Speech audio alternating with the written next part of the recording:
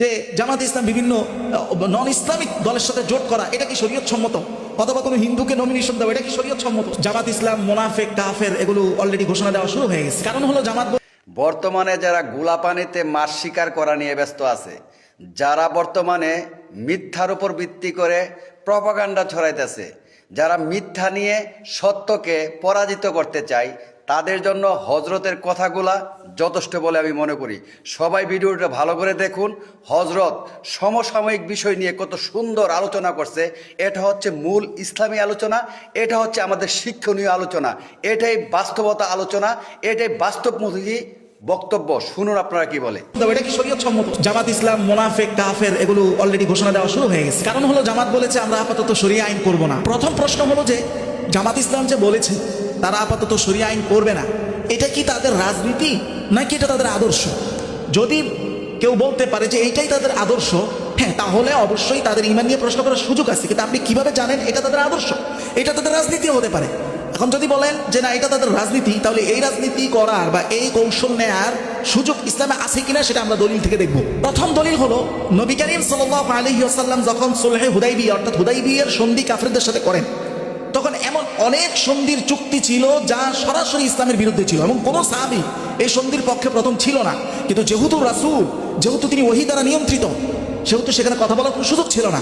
যেমন সহিহ বুখারীর 2731, এছাড়াও সহিহ মুসলিমের 1784 নম্বর হাদিসের বর্ণনা, ওয়া আন্না মান আতা মুহাম্মাদান মিন কুরাইশ, কুরাইশের কোনো ব্যক্তি, কাফের কোনো ব্যক্তি যদি মুসলমান হয়ে মুহাম্মদুর রাসূলুল্লাহর কাছে আশ্রয় চায়, বিগাইরি ইজনি ওয়ালিহি, ওই কাফেরদের অনুমতি ছাড়া যদি কোনো মুসলমান কুরাইশ থেকে আসে, তাহলে রাদ্দাহু ইলাইহি, মুহাম্মদুর রাসূলুল্লাহ মুসলমানকে আশ্রয় দিবেন না এবং তাকে কাফেরদের হাতে ফিরিয়ে দিতে তিনি বাধ্য থাকিবেন। এই কথার উপরও চুক্তি হয়েছিল। এখন এখানে যদি কেউ বলে যে মুহাম্মদুর রাসূলুল্লাহ নবী হয়ে কিভাবে মুসলমানকে ফিরিয়ে দেওয়ার এই চুক্তিতে স্বাক্ষর করলেন, এটাই হলো রাজনীতি। যে রাজনীতির কারণে পরবর্তী অল্প কিছু বছরের মধ্যেই মুহাম্মদুর রাসূলুল্লাহ ওই মক্কা নগরী বিনা রক্তপাতে মুসলমানদের আবাসভূমি, চিরদিনের আবাসভূমি হিসেবে আল্লাহ কবুল করে নিয়েছেন। সুবহানাল্লাহ। ঠিক একইভাবে জামাত ইসলাম যদি এখন ইসলাম বিরোধী শক্তিগুলোর সাথে অ্যালায়েন্স করতে গিয়ে তাদের শরিয়া আইন করার মতো শক্তি অর্জন হওয়া পর্যন্ত যদি তারা একটা কৌশল হিসাবে গ্রহণ করে, নিশ্চয়ই সেটা যায়। বাংলাদেশে এমন কোনো শক্তি নাই যে এই মুহূর্তে শরিয়া আইন পরিপূর্ণ বাস্তবায়ন করতে পারে।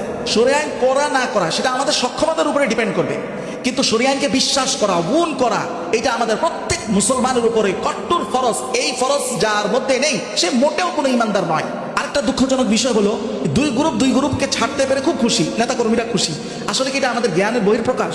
যেখানে ঐক্য হলো আমাদের শক্তি। এবং আরেকটা প্রশ্ন আছে যে জামাত ইসলাম বিভিন্ন নন ইসলামিক দলের সাথে জোট করা এটা কি শরীয়ত সম্মত, অথবা কোনো হিন্দুকে নমিনেশন দেওয়া এটা কি শরীয়ত সম্মত? রাসূলুল্লাহ সাল্লাল্লাহু আলাইহি ওয়াসাল্লাম জোট যে শক্তি, এই শক্তি সঞ্চয় করতে গিয়ে রাসূলুল্লাহ কখনো কখনো ইহুদির সাথে জোট করেছেন। ইবনে হিশামের 2 নম্বর খণ্ড 147 নং পৃষ্ঠার বর্ণনা, ইয়াহুদ দীনুহুম ওয়ালিল মুসলিমিনা দীনুহুম, যে যা ধর্ম পালন করবে, কিন্তু চুক্তি ছিল ওয়া আন্না বাইনাহুমুন নাসর আলা মান হারাবা আহলা হাযিহিস সাহিফা। এই চুক্তিতে যে কোনো গ্রুপের উপরে যদি বহির্শত্রু আক্রমণ করে তাহলে তারা একে অপরকে সাহায্য করবে।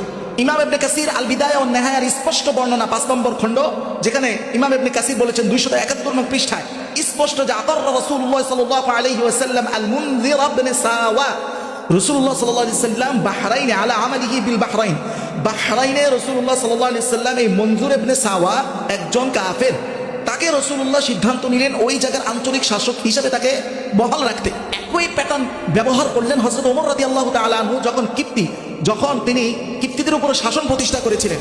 একাধিক ওয়া আবকা ওমর ইবনুল আস কাসীরাম মিনাল কিবতি আলা উলায়াতিহিম লিমা'রিফাতিহিম বিউমুরিল বিলাদ। হযরত ওমর দেখছিলেন যে ওই এলাকার যে পরিস্থিতি, ওখানের স্থানীয় শাসক আমাদের আন্ডারে রেখে তাদেরকে যদি সেখানে শাসক না বানাই, তাহলে আমরা ওই জায়গাটাকে সঠিকভাবে পরিচালনা করতে পারবো না। তখন একাধিক কিপ্তি কাফের শাসককে হযরত ওমর তার আন্ডারে শাসক হিসেবে রেখে দেন। মুআজামুল ফতওয়া দেখেন স্পষ্ট বর্ণনা, ইযা কানা ফি ইবকাইল কাফির আলা উলায়াতি মাসলাহাতুন লিল মুসলিমিন, যদি কখনো কোনো কাফেরকে জোটে রেখে, আঞ্চলিক শাসন রেখে মুসলমানদের কোনো উপকার হয়, তাহলে সেটা স্পষ্ট জায়েজ যালিকা শারআন, শরীয়তে সেটা স্পষ্ট জায়েজ। যেখানে নবী করিম সাল্লাল্লাহু আলাইহি ওয়াসাল্লাম শক্তি অর্জনের জন্য অনেক কাফেরকে এলাই করার চেষ্টা করেছেন, আর আপনি এক মুসলমান ভাই হয়ে আরেক মুসলমান ভাইয়ের বিরুদ্ধে আপনার বিষদগারের বন্যা বসায় দিচ্ছেন, এই পৃথিবীতে আল্লাহর দিন আল্লাহ কায়েম করবেন উপযুক্ত ব্যক্তিদের মাধ্যমেই কায়েম করবেন। আমরা যদি সেই উপযুক্ততা আল্লাহকে দেখাইতে না পারি, আল্লাহ আমাদের অস্তিত্বকে বিলীন করে দিবেন। কিন্তু দিন ইসলাম এই মাটিতে নিশ্চয়ই প্রতিষ্ঠিত হবে, এর কোনো সন্দেহ। বর্তমানে যারা বাংলাদেশে মিথ্যার সাগরে ডুবে আছে, যারা প্রপাগান্ডা নিয়ে ব্যস্ত আছে, রাজনীতির নামে যারা অপব্যাখ্যা করতেছে, অন্যকে ছোট করা নিয়ে যারা ব্যস্ত আছে, তারা মনে করছে তারাই বাংলাদেশের মধ্যে অনেক জ্ঞানী।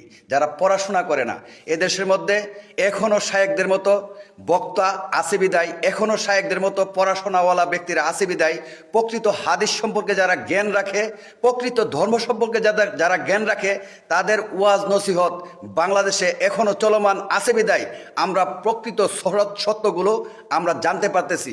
মিথ্যা তাদের প্রধান অস্ত্র হয়ে দাঁড়ায়। মিথ্যাবাদীদেরকে পরাস্ত করার জন্য, মিথ্যাবাদীদের মুখোশ উন্মোচন করার জন্য বাংলাদেশের রন্দে রন্দে এরকম হাদিস জানলেওয়ালা, প্রকৃত ধর্ম জানলেওয়ালা, প্রকৃত ধর্মের কথা জনগণের সামনে প্রকাশ করনেওয়ালা এরকম শায়েক বাংলাদেশে এখন অসংখ্য অগণিত। যারা মনে করছে শুধু বাপদাদার কিচ্ছা দিয়ে, বাপদাদার ইতিহাস দিয়ে ধর্ম প্রচার করবে, বাপদাদার গুণ কীর্তি গায়ে যারা ধর্ম প্রচার করতে চায়, তাদেরকে মোকাবেলা করার জন্য বাংলাদেশের এখন অসংখ্য অগণিত এরকম শায়েক বাংলাদেশের মধ্যে অসংখ্য অগণিত সৃষ্টি হয়ে আছে। তাদেরকে মোকাবেলা করার জন্য, মিথ্যাবাদীদের মোকাবেলা করার জন্য এরকম কোরআন হাদিস জানলেওয়ালা প্রকৃত শায়েকগণ বাংলাদেশে এখনো অসংখ্য অগণিত, সংখ্যা অনেক বেশি তাদের চেয়ে।